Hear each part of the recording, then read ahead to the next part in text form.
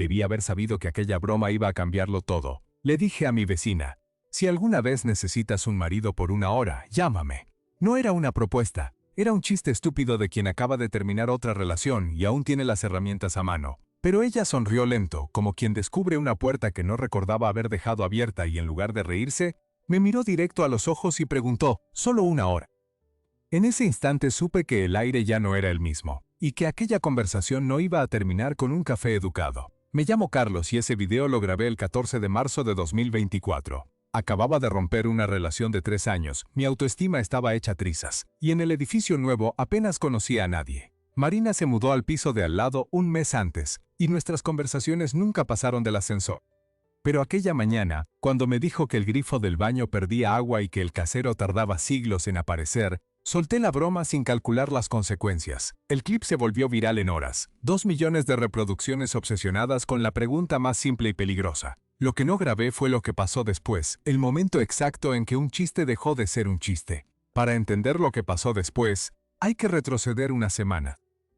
Yo tenía 32 años, trabajaba como electricista de mantenimiento en un hospital del centro y arrastraba los restos de una ruptura que aún no me creía del todo. Elena y yo habíamos estado juntos 3 años. 3 años de planes modestos, de cenas en el sofá, de arreglar juntos el piso que alquilábamos hasta que ella decidió que aquello no era vida. La recuerdo de pie en la cocina, diciéndome que yo era demasiado predecible, que no la sorprendía, que se ahogaba con tanta rutina. Me lo dijo con la misma voz con la que se comenta el tiempo, como si ser estable fuera un defecto de fábrica, y lo peor es que yo me lo creí, porque cuando alguien a quien amas te reduce a una palabra, esa palabra se te pega a los huesos. El edificio era de esos que no terminan de ser nuevos del todo. Pasillos largos, vecinos que apenas se saludan, un ascensor que siempre olía a lejía y soledad. Me había mudado allí después de la ruptura porque necesitaba un espacio sin fantasmas. Y durante meses funcionó. Viví en un silencio ordenado, con mis herramientas al fondo del armario y la certeza resignada de que lo mío era arreglar cosas y no emociones. Hasta que apareció Marina. Se mudó al piso de al lado un jueves lluvioso de febrero. Iba cargada de cajas pesadas, con el pelo recogido en una coleta imperfecta y la mirada de quien acaba de dejar algo grande atrás. Me ofrecí a ayudarle con el mueble más difícil y ella aceptó con un agradecimiento nervioso. Esa fue nuestra primera conversación real. 3 plantas de escaleras y un espejo que casi se rompe. Luego supongo que nos volvimos ese tipo de vecinos que se cruzan en el rellano y comentan si el panadero ha subido el precio del pan. Marina tenía 35 años, era abogada laboralista y llevaba menos de un año divorciada. Su exmarido, un tipo que se llamaba Alberto y que trabajaba en finanzas, la había dejado por una compañera de oficina mucho más joven. Marina nunca me dio detalles escabrosos. No era de las que se recrean en la herida. Pero una tarde me dijo, sin dramatismo, que llevaba meses sintiéndose invisible en su propia casa, que cuando le pidió el divorcio, él ni siquiera pareció sorprendido. Esa historia se me quedó clavada porque sonaba demasiado parecida a la mía, aunque con distinto reparto. Quizá por eso, cuando yo soltaba alguna tontería y ella sonreía bajando la mirada, sentía una conexión extraña. Como si 2 motores funcionaran al mismo ritmo sin haberse puesto de acuerdo. La mañana del vídeo, yo estaba grabando uno de mis tutoriales absurdos. Tengo un canal pequeño donde subo cosas de bricolaje, más por afición que por otra cosa. Aquel día me tocaba cambiar el cartucho del grifo de la cocina, un asunto ridículo que planeaba despachar en 10 minutos. La cámara estaba montada en el trípode junto a la encimera y yo llevaba un rato farfullando sobre llaves inglesas cuando sonó el timbre. Era Marina, con un destornillador en la mano y cara de derrota momentánea. Me explicó que su grifo del baño llevaba días perdiendo agua, que el casero no contestaba al teléfono y que ella no quería liarla más porque ya había intentado apretar algo y casi rompe la junta. La escena era tan doméstica, tan de manual, que la broma salió sin pensar delante de la cámara que seguía grabando. Si alguna vez necesitas un marido por una hora, llámame. No había segundas intenciones. Era la clase de chiste que mi abuelo soltaba cuando la vecina no llegaba a la bombilla. Lo que no esperaba era su respuesta. Marina ladeó la cabeza, sonrió con una lentitud que reescribió el aire de la cocina y preguntó, «¿Solo una hora?» Durante 3 segundos, lo juro, el mundo se paró. Sentí el bochorno subir por el cuello, balbuceé algo sobre tarifas especiales y apagué la cámara como quien tapa un incendio con las manos. Pero el fuego ya estaba ahí. Ella se rió, me dio un golpecito en el brazo y se fue por el pasillo tarareando algo, ajena al terremoto que aquellas 3 palabras acababan de provocar en mi cabeza. Aquel clip de 27 segundos llevaba 2 días guardado en la memoria del teléfono, hasta que una noche de insomnio Con la soberbia de quien cree que nadie lo va a ver, le di al botón de publicar. Me fui a dormir convencido de que quedaría sepultado entre tutoriales de fontanería y vídeos de gatitos. A la mañana siguiente, tenía el teléfono ardiendo. 2 millones de visualizaciones en 48 horas. El vídeo se había comido todos los rincones de la red. En la caja de comentarios se libraba una batalla campal. Unos decían que Marina era una provocadora, otros que yo era un acosador con suerte, y un tercer bando nos enviaba directamente al altar. Me quedé mirando la pantalla con el corazón a mil, consciente de que aquella broma ya no nos pertenecía. Lo primero que hice fue llamar a Marina. Tardó en contestar y cuando lo hizo, su voz era un hilo tenso. Ya lo había visto. Me dijo que en el trabajo sus compañeros la estaban bombardeando con el enlace, que su madre le había mandado un audio larguísimo y que Alberto, su ex, le había escrito un mensaje cargado de ironía que prefería no leerme. Me sentí fatal. Le pedí disculpas 1000 veces, torpemente, y ella guardó un silencio largo antes de responder. No es tu culpa, Carlos, dijo al fin. No sabías que iba a explotar así, pero esto me supera, le prometí borrar el video. Ella me pidió que no lo hiciera, que eso solo avivaría más el fuego. Quedamos en esquivarnos un par de días hasta que el ruido se apagara. Al colgar, noté una opresión rara en el pecho, la sensación de haber estropeado algo frágil que ni siquiera sabía que estaba deseando proteger. La semana siguiente fue un infierno de silencio calculado. Yo evitaba el ascensor, ella cruzaba el rellano a horas distintas. Hasta que una noche, volviendo tarde del hospital, la encontré sentada en el escalón de la entrada, con los zapatos en la mano y la mirada perdida en el portero automático. Me senté a su lado sin pedir permiso. Hablamos como no habíamos hablado nunca. De la soledad disfrazada de independencia, del miedo a volver a intentarlo, de cómo un chiste malo la había hecho sentir, por primera vez en años, que alguien la miraba sin dar por hecho que ya se había roto.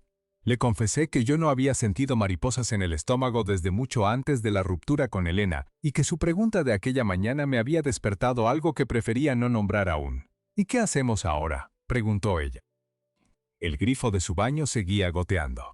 Las llaves estaban en mi cinturón, el destornillador esperaba en el bolsillo. Pero en el pasillo a las 11 de la noche, el grifo era solo una excusa ridícula para no poner en voz alta lo que los dos ya sabíamos. Le propuse ir a arreglarlo, sin bromas, sin cámaras.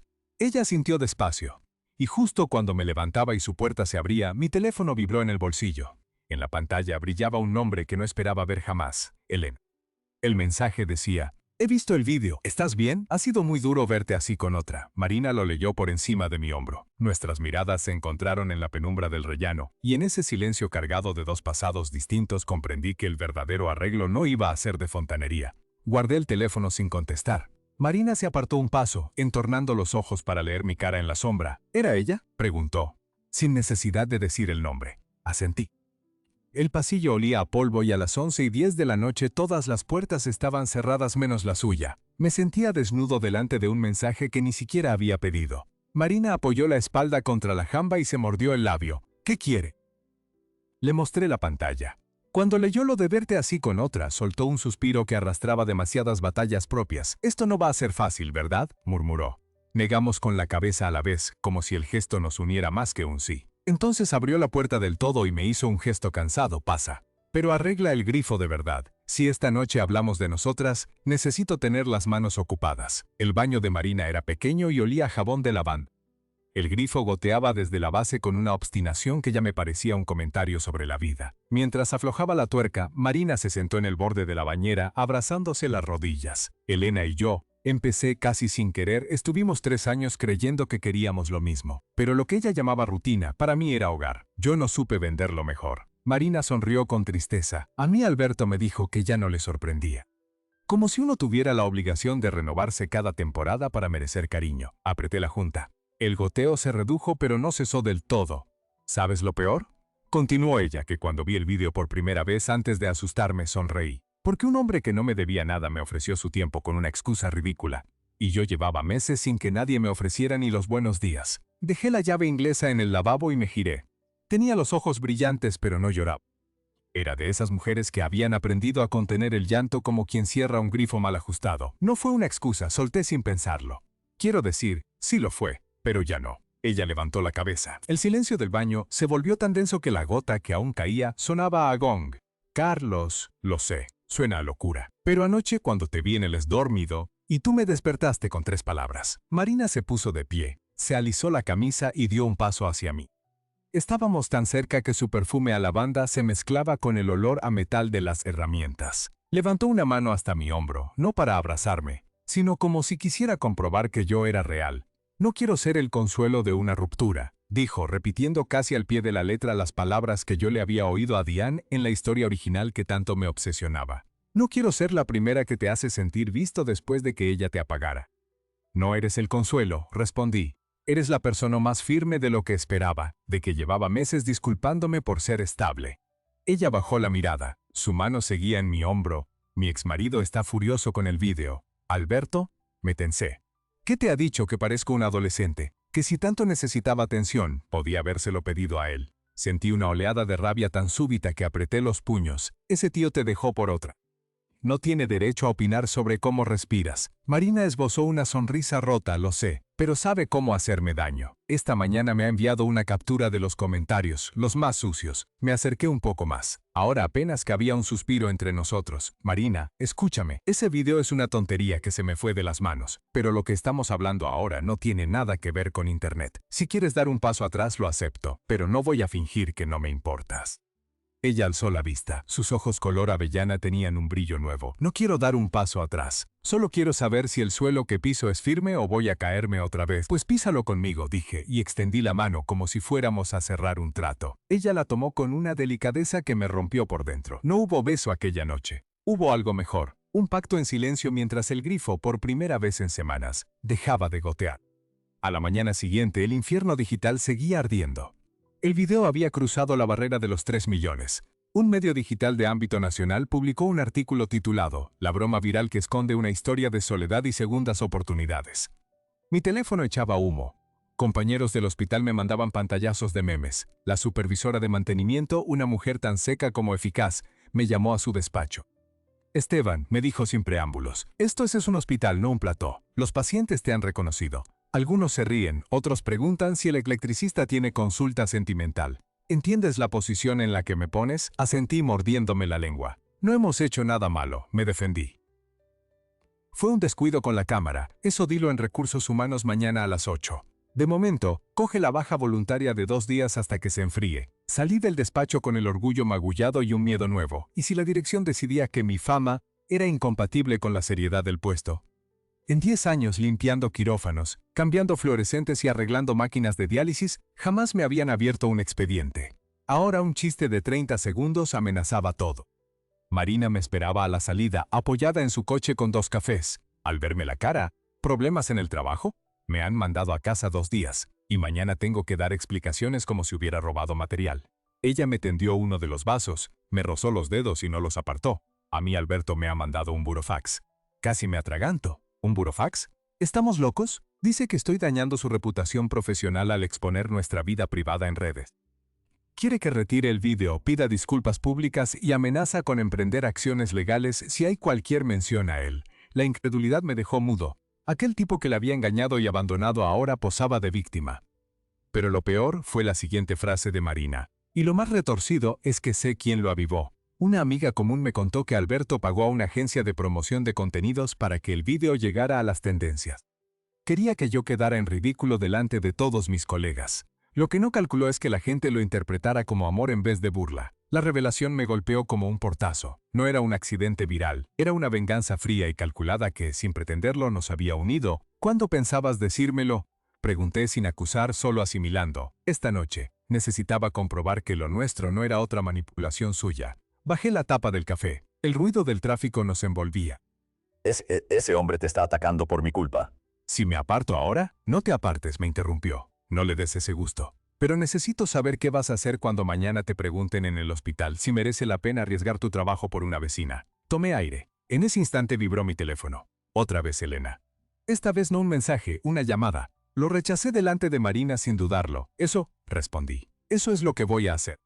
Pero la guerra no había hecho más que empezar. Esa misma tarde, un periodista de un canal de televisión se presentó en la puerta del edificio. La noticia de la agencia contratada por Alberto estaba a punto de filtrarse. Y en el buzón de Marina apareció un sobre sin remite con una sola línea escrita a mano. Si vuelves a salir con ese electricista, perderás más que la vergüenza. El tono no dejaba lugar a dudas. Alberto ya no jugaba a la reputación, jugaba al miedo. Y yo no sabía si mi tranquilidad recién encontrada estaba a punto de costarnos algo que no podríamos reparar con herramientas. Marina me mostró la nota con los dedos temblorosos. El papel era barato, de cuaderno viejo, pero las letras estaban trazadas con una rabia controlada, la caligrafía de alguien que aprieta el bolígrafo como si fuera un arma. Si vuelves a salir con ese electricista, perderás más que la vergüenza. Lo leí 3 veces, intentando que el cerebro procesara lo que el estómago ya había entendido. Aquello no era un burofax de abogado ni una pataleta de exmarido celoso. Aquello era amenaza pura, de las que se denuncian en comisaría y te obligan a mirar por encima del hombro al volver a casa. ¿Se lo has dicho a la policía?, pregunté. Marín, con los ojos fijos en la puerta del buzón como si la amenaza pudiera volver a entrar, estaba esperándote. No quería que te pillara de sorpresa mientras yo estaba en comisaría 1 hora. No quería que pensaras que esto es demasiado pronto para meterte en mis guerras. Marina, esto ya es nuestra guerra. Ese cobarde se ha metido en mi edificio, en mi puerta. Eso no tiene nada que ver con lo rápido o lento que vayamos. Ella tragó saliva. Por primera vez desde que la conocía, vi en sus ojos un miedo tan profundo que la rabia que yo sentía se transformó en algo más frío y más sereno. Le cogí las 2 manos. Vamos ahora mismo. Tú y yo, y luego llamamos a un abogado que no sea el de tu ex. La comisaría más cercana era un edificio anodino con luces de neón que parpadeaban como si también les fallara el suministro. El agente que nos atendió, un hombre canoso con cara de haberlo visto todo, escuchó nuestra historia sin interrumpir. Cuando le puse la nota sobre la mesa, se calzó las gafas y la examinó como quien observa una cucaracha muerta. ¿Tienen algún sistema de vigilancia en el edificio?, preguntó. Solo en el portal. Y la cámara lleva estropeada desde enero, admitió Marina, avergonzada. Vamos a necesitar una orden para rastrear el origen de la nota. Pero con esto de momento lo que procede es poner una denuncia por amenazas. ¿El exmarido tiene antecedentes de conducta violenta? Marina dudó un segundo, que me pareció eterno. Física no, pero psicológica. Me controlaba el teléfono, los horarios, los amigos. Cuando lo dejamos, me dijo que yo no era nadie sin él. Durante meses me mandó mensajes de arrepentimiento, y cuando no respondí, pasó a los sarcasmos y las humillaciones en redes. El agente tomó nota sin pestañear. Cuando terminamos la declaración, nos tendió una copia y añadió en voz baja: por lo que me cuentan, el vídeo ha llegado muy lejos. Les recomiendo que no alimenten más la polémica y que, si reciben cualquier otra comunicación, vengan de inmediato. Y de paso, cambien las cerraduras. Salimos de comisaría con una mezcla de alivio y de desasosiego. Marina se había mantenido firme, pero al llegar a la calle se apoyó en una farola y soltó todo el aire. Gracias, dijo, mirando al suelo. No me las des todavía, esto no había terminado. Aquella misma noche, mientras intentábamos cenar algo en mi cocina con la televisión apagada, el móvil de Marina volvió a encenderse. Esta vez era un número desconocido. Contestó con el altavoz puesto. ¿Marina? La voz era pastosa, de hombre, con un deje de chulería que reconocí al instante. Soy Alberto. No te asustes que no muerdo. Marina apretó el teléfono como si quisiera aplastarlo. ¿Qué quieres? Solo avisarte de que he visto lo de la denuncia. Muy feo por tu parte airear nuestros asuntos privados. Yo solo mandé un burofax pidiendo respeto. Lo otro no es mío, pero entiendo que necesites un villano. Siempre fuiste así, cariño. No me llames cariño. Y no finjas que no has sido tú. Él soltó una risita seca. A ver, Mar, que tú y yo sabemos que el electricista de pacotilla te ha calentado la cabeza. ¿Qué va a pensar la gente? Que te has liado con el primero que te ha mirado después de mí. Eso no vende. En cambio, si vuelves a tu sitio, le quité el teléfono de la mano antes de que pudiera seguir. Alberto, dije, midiendo cada sílaba. Soy Carlos, el electricista de pacotilla, y te prometo 2 cosas. La primera, la próxima nota que aparezca en su buzón, te voy a denunciar por acoso con pruebas. La segunda, si vuelves a llamarla a estas horas, voy a hacer que tu agencia de reputación tenga que trabajar para limpiar tu nombre cuando se sepa que pagaste para hacer viral un vídeo y humillar a tu exmujer. Hubo una pausa larga. Luego Alberto soltó una carcajada forzada. No tienes ni idea de quién soy, chaval. Lo mismo te digo. Colgué. Marina me miraba con los ojos abiertos de par en par, entre el susto y la admiración. Le has hablado como si fuera su jefe. Le he hablado como quien ya no tiene miedo a perder nada.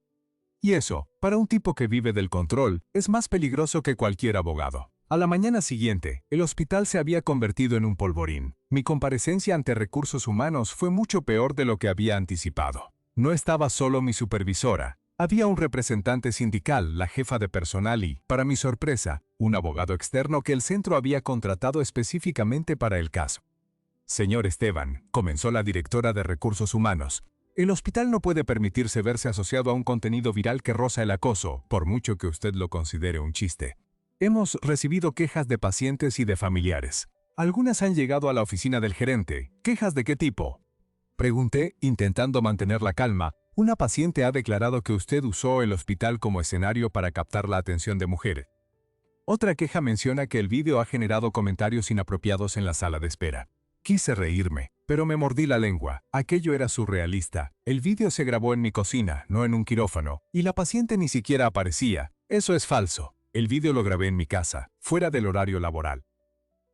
No hay ninguna vinculación con el hospital aparte de mi profesión, pero su uniforme de trabajo aparece en otros vídeos del canal. Intervino el abogado externo, como si hubiera ensayado el golpe, y los comentarios de los usuarios relacionan directamente su conducta con la imagen del centro. El sindicalista, un hombre mayor de mirada cansina, carraspeó: Esteban, no estamos diciendo que seas culpable de nada, pero la dirección necesita tiempo para evaluar el impacto.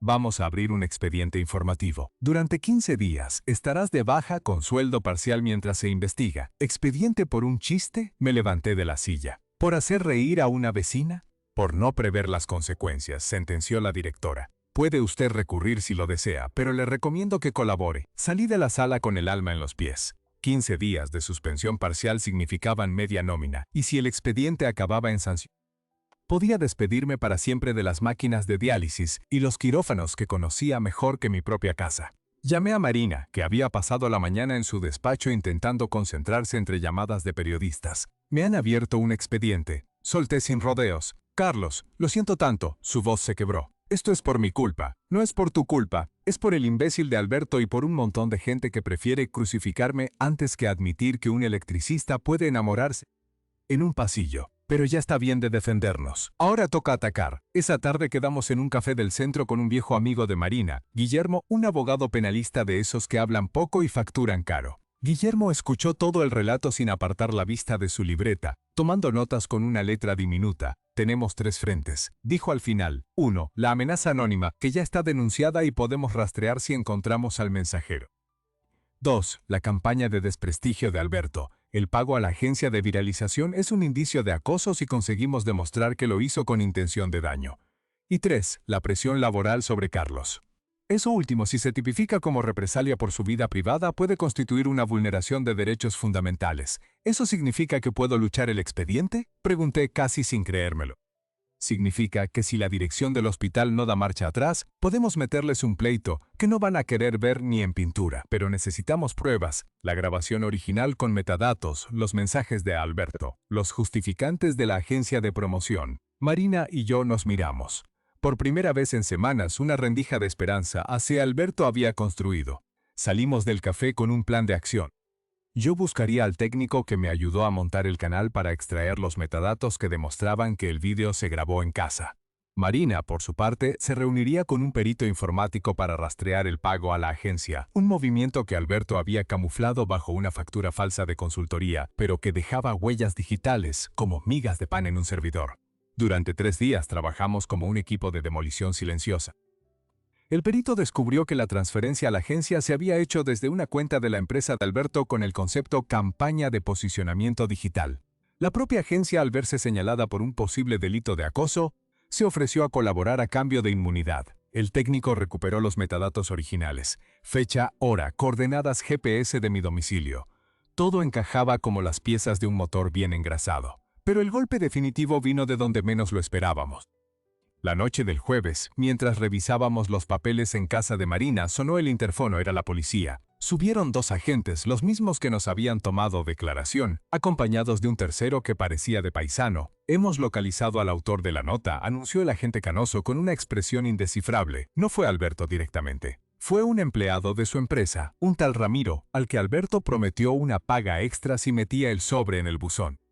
El hombre lo ha confesado todo. Tenemos una grabación de la conversación. Marina se tapó la boca con las manos. Yo, en cambio, sentí una sacudida de electricidad en la nuca. Aquello era el eslabón que nos faltaba. La conexión directa entre la amenaza, la campaña viral y el acoso laboral. ¿Pueden detener a Alberto?, pregunté. De momento, vamos a llamarlo a declarar. La amenaza, al ser por escrito, está tipificada. La agencia de promoción también ha aportado documentos. Y si el hospital confirma que las quejas provinieron de números vinculados a su entorno, podríamos sumar un delito de injurias y coacciones. Esa noche, por primera vez desde que la broma del grifo lo cambiara todo, dormí 5 horas seguidas. Marina se quedó en mi sofá tapada con una manta que olía suavizante, y yo en el sillón de enfrente, vigilando su respiración tranquila como quien custodia un tesoro recién encontrado. A la mañana siguiente, el abogado Guillermo nos citó en su despacho para comunicarnos que había presentado un recurso formal ante el hospital adjuntando todas las pruebas. La respuesta no se hizo esperar. A las 4 de la tarde, la supervisora me llamó al móvil. Su tono era distinto, casi respetuoso. Esteban, se ha suspendido el expediente. La dirección reconoce que pudo actuar con precipitación. Le esperamos el lunes. Colgué y solté un grito que debió de oírse en todo el bloque. Marina me abrazó con tanta fuerza que casi me rompe una costilla. Lo logramos, sollozó. Lo logramos. Pero en mitad del abrazo, mi otro teléfono, el que usaba para el canal de tutoriales, vibró con insistencia.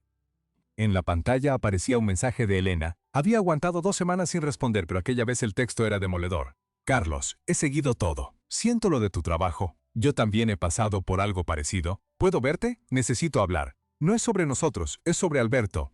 Hay cosas que no sabes. Marina leyó el mensaje conmigo. Su expresión se tensó, pero esta vez no era miedo ni celos, era determinación.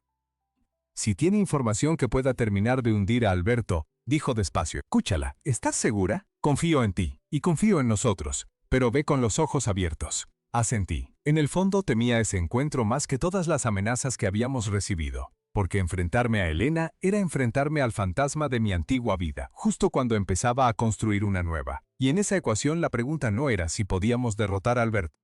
La pregunta era si, después de todo, yo sería capaz de no derrumbarme ante el pasado que aún me llamaba desde la pantalla del teléfono. Quedé con Elena en una cafetería del centro, de esas que huelen a canela y a disculpas pendientes. Llegó con puntualidad británica, el pelo más corto de lo que recordaba y una carpeta azul bajo el brazo. No hubo beso, no hubo abrazo, solo ese gesto tenso de quien se sienta delante de un fantasma para resolver cuentas atrasadas. Gracias por venir, dijo. Tu mensaje era difícil de ignorar. Ella deslizó la carpeta sobre la mesa. Dentro había impresiones de conversaciones de WhatsApp, extractos bancarios y una carta manuscrita que reconocí de inmediato. La letra de Alberto. Después de lo del vídeo, él contactó conmigo, empezó. Pensó que yo estaría dolida y que podría usarme para ensuciarte. Me prometió que si declaraba que tú eras un acosador, me ayudaría a recuperar una deuda que teníamos pendiente de cuando vivíamos juntos. Me ofreció dinero. La incredulidad me dejó sin aire un segundo. ¿Y tú qué hiciste? Al principio, nada. Estaba confundida, pero cuando empecé a leer los comentarios y vi la basura que os estaban echando encima, entendí que Alberto no era solo un celoso patético, era un depredador. Así que grabé todas nuestras conversaciones. Tengo audios, Carlos. Audios donde admite que pagó para hacer viral el vídeo, donde se ríe de ti llamándote electricista de 3 al cuarto, donde presume de que iba a hundir a Marina para que volviera arrastrándose. Aquello era mucho más de lo que Guillermo y yo habíamos soñado. Pruebas directas, sin necesidad de peritos ni triangulaciones, con la voz del propio Alberto restregándose en su propia trampa. ¿Por qué me lo entregas ahora?, pregunté. Elena bajó la mirada. Porque durante 3 años te juzgué por ser estable, y ahora sé que la estabilidad no es aburrida, es valiente. Esto no me redime, pero al menos me permite poner mi grano de arena para que ese imbécil no vuelva a hacer daño. Sentí un ramalazo de emoción vieja, pero sin nostalgia. Solo gratitud limpia. Gracias, Elena, de verdad. Ella asintió, recogió su bolso, dejó la carpeta en mis manos y se fue sin mirar atrás. Y por primera vez en meses, su recuerdo no me pesó. Solo era una mujer que había cometido errores y que aquella tarde, al menos, había decidido hacer lo correcto. Con la carpeta bajo el brazo, corrí al despacho de Guillermo. El abogado examinó el material con la minuciosidad de un cirujano y al terminar, esbozó una sonrisa que no le había visto nunca. Esto no es solo un caso de amenazas. Esto es conspiración para injurias, coacciones agravadas y, si me apuras, un delito contra la integridad moral. Con los audios, la confesión del empleado y los documentos de la agencia, podemos pedir prisión provisional. Pocas horas después, la maquinaria judicial se puso en marcha y, ante la contundencia de las pruebas, no tuvo más remedio que admitir los hechos, aunque lo hizo con la arrogancia de quien todavía se cree intocable. La jueza, sin embargo, no estaba para arrogancias. Decretó una orden de alejamiento de 500 metros sobre Marina, la retirada del pasaporte y la obligación de comparecer cada 15 días. El juicio quedaría fijado para meses después, pero la condena mediática ya era irreversible. Los mismos medios que habían amplificado el vídeo publicaron ahora titulares como el exmarido vengativo. Montó una campaña viral para humillar a su exmujer y acabó ante la jueza. La agencia de promoción, en un intento desesperado por salvar su reputación, emitió un comunicado lamentando su paz simbólica a una asociación contra el acoso.